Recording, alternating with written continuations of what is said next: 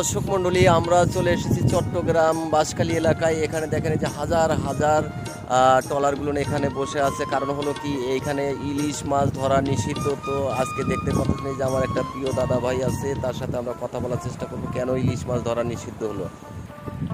তো এইখানে ইলিশ মাছ ধরা নিষিদ্ধর কারণে এখানে যে একজন মাছ ধরে যাইলা ভাই, সেখানে যে জালে যে সুতাগুলো দেখতে পারতেছেন, এই সুতাগুলো এখানে জালগুলো মেরামত করতেছে। ভাইয়ের সাথে আমরা কথা বলার চেষ্টা করবো। দাদা ভাই, আসসালামু আলাইকুম। ওয়ালাইকুম আসসালাম। আপনি ভালো আছেন? তো এখানে কেন ইলিশ মাছ নিষিদ্ধ হলো? এই সরকারে বন্ধ করছে, এই মানে কি মাছ ধরা, মানে কি এখন মাছ বড় হবে এরকম বন্ধ দিছে আর কি। ওই ইলিশের পেটে ডিম হবে না, এখন? ডিম এখন হবে না, তো ডিম তো? হবে আপনার ওই বারিশের টাইমে, বৃষ্টির যে বৃষ্টির দিনে হ্যাঁ। ওই সময় ডিম হবে, বাচ্চা ছাড়বে। তো এইখানে আপনাদের এই যে সাগরের যে মাছ ধরেন, এই মাছ ধরার কোনো ভ্যাট দিতে হয়, কোনো ভ্যাট দিতে হয় সরকারি মাধ্যমে?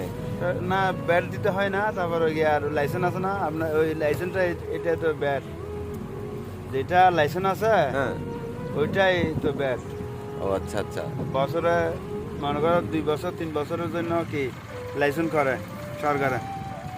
এই সাগরে মাছ ধরার জন্য। হ্যাঁ।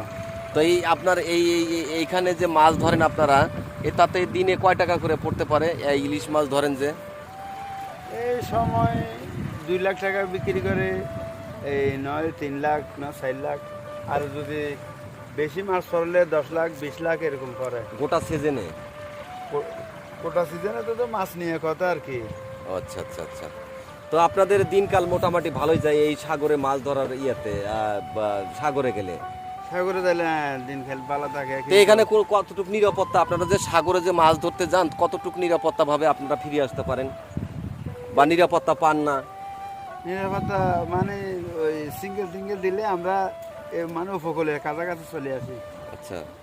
তো এখানে আর কোনো সমস্যা হয় না তো, যে আপনারা ডাকাত বা অন্য? ডাকাইতের নিরাপত্তা কে দিবে? ডাকাইতে এখন আরো অনেক বাড়ি গেছে আগের থেকে।